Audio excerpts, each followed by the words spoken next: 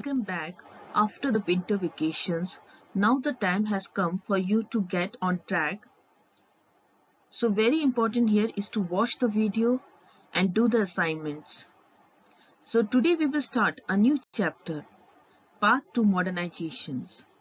Modernizations refers to a model of progressive transitions from a traditional to a modern society. The traditional society will develop as they adopt more modern practices.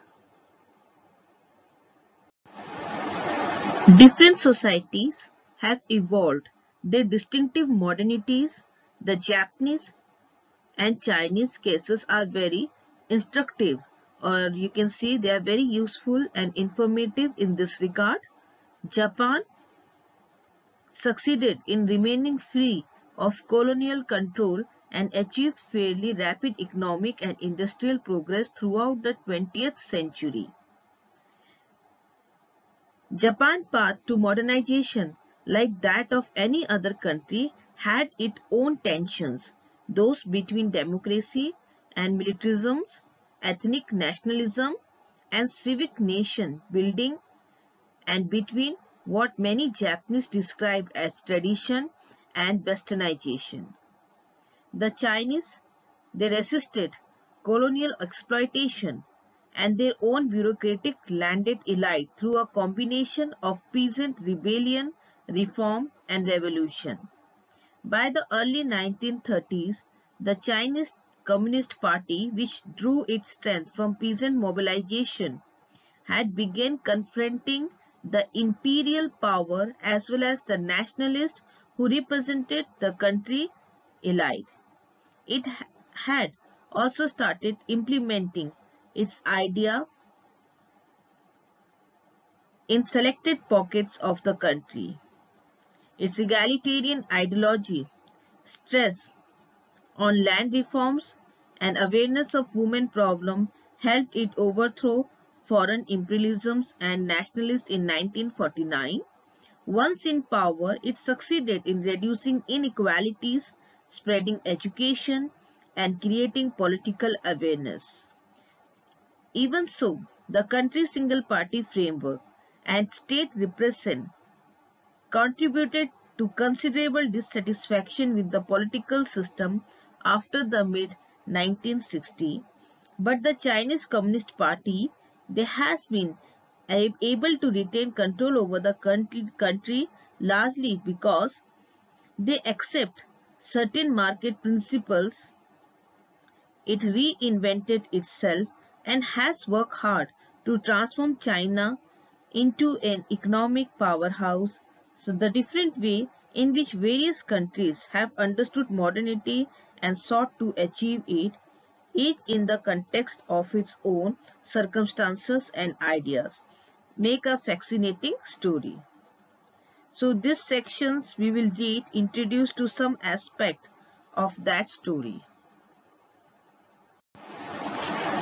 China and Japan, they present a marked physical contrast, have different physical features. China is a vast continental country that spans many climatic zones. The core is dominated by three major river systems: the Yellow River, Huanghe, the Yangtze River, Changjiang, the third longest river in the world, and the Pearl River. So a large part of the country is mountainous, whereas Japan is a string of islands, the four largest being Honshu, Kyushu, Shikoku, and Hokkaido. The Okinawa chain is the southernmost chain. More than 50% of the land area of the main island is mountainous, and Japan is situated in a very active earthquake zone. The dominant ethnic groups are the Han, and the major language is Chinese, Puto-Gahua, but there are many other nationalities or the citizens of different nations such as Uyghur, Hui, Manchu and Tibetan. And aside from dialects such as you can see Cantonese, and Shanghainese. Okay, Cantonese and Shanghainese. There are other minority language spoken as well. So Chinese food, it reflects this regional diversity with at least 4 distinct types. The best known is Southern or Cantonese cuisine, as most overseas Chinese come from the Canton area, which include dim sum, an assortment of pastries and dumpling. In the north, wheat is the staple food, while in Sichuan, spices brought by the Buddhist monk in the ancient period along the Silk routes and the chilies by the Portuguese traders in the 15th century have created a fiery cuisine. In eastern China, both rice and wheat are eaten. The population of Japan is largely Japanese, but there are small Ainu minority and Koreans who were forcibly brought as labor when Korea was a Japanese colony. Japan it lacks a traditions of animal rearing, rice is the staple crops, and fish the major source of protein. Raw fish, sashimi, and sushi has now become a widely popular dish around the world as it is considered very healthy. I have gathered up and brought together the old traditions of the world which were scattered and lost. I have examined the deeds and events of the past and investigated the principles behind their success and failure, the rise and decay.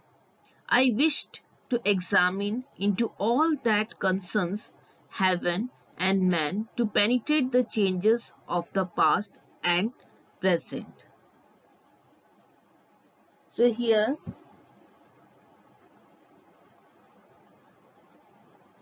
written by the grand historian Sima Qian, the pioneering author of China's first great work of history, the Shiji, in the 1st century BC.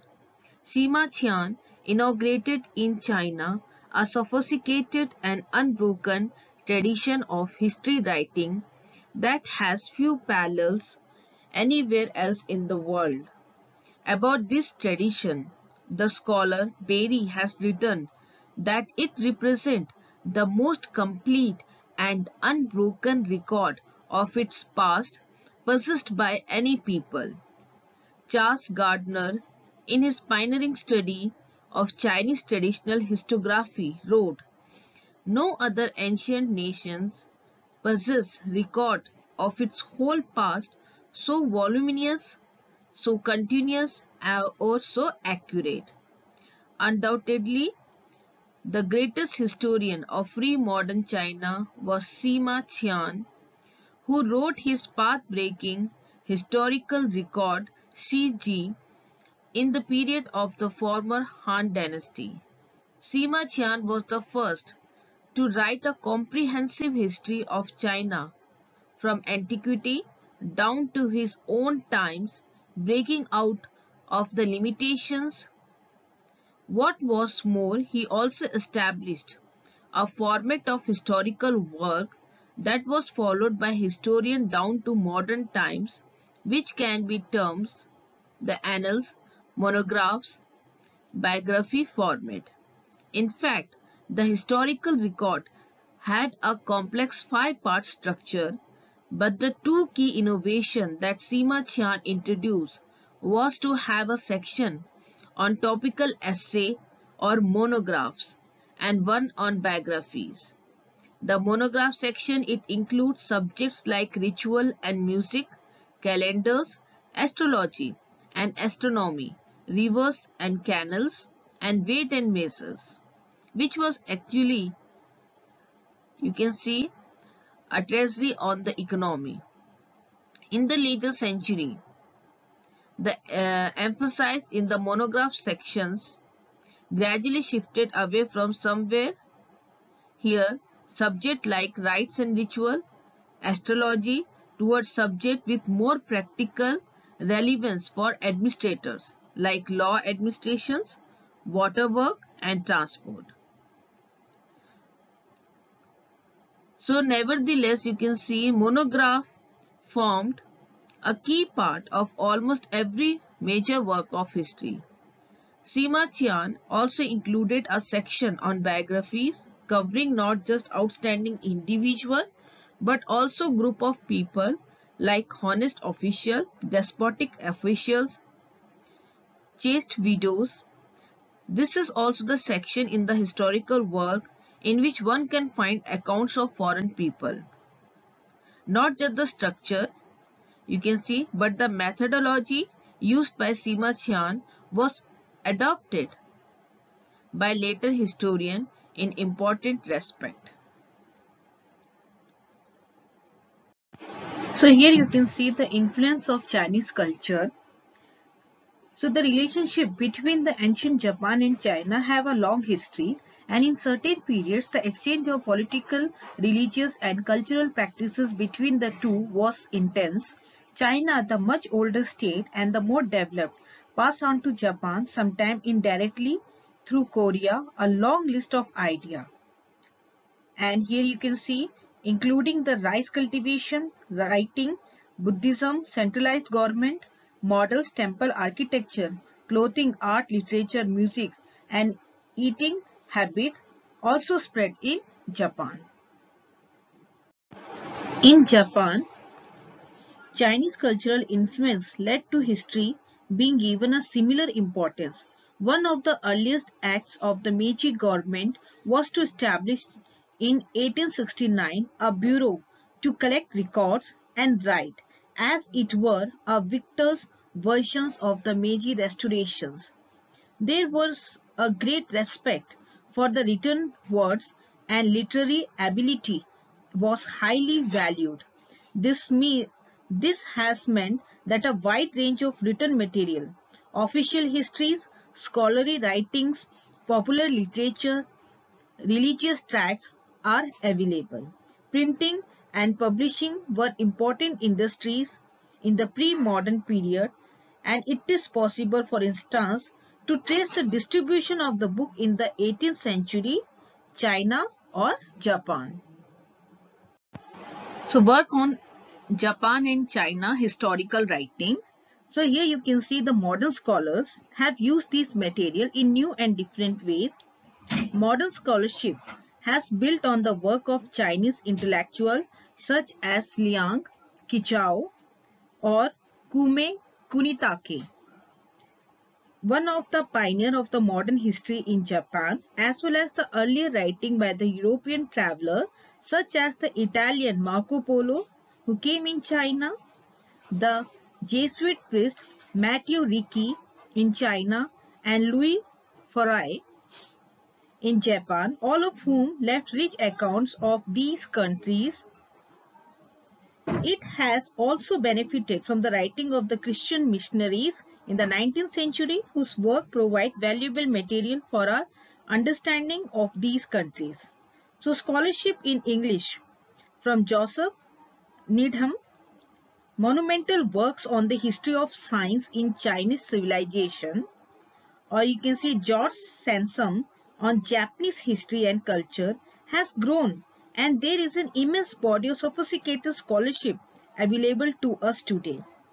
In recent years, writing by Chinese and the Japanese scholars have been translated into English, some of whom teach abroad and write in English, and in the case of Chinese scholars, since the 1980s, many have been working in Japan as well as you can see as well and write in Japanese. This has meant that we have scholarly writings from many parts of the globe that give us a richer and deeper pictures of these countries. Naito Konan, a leading Japanese scholar of China, Naito Konan writing influenced the scholars worldwide using the new tools of Western historiography. Naito built on a long tradition of studying China as well as bringing his experiences as a journalist there. He helped establish the Department of Oriental Studies in Kyoto University in 1907. In Shinaron, he argued that he uh, Republican government offered the Chinese a way to end aristocratic control and centralized power that had existed since the Sung dynasties, a way to revitalize local society where reform must begin. He saw in Chinese history strength that would make it modern and democratic. Japan, he thought, had an important role to play in China, but he underestimated the power of the Chinese nationalisms.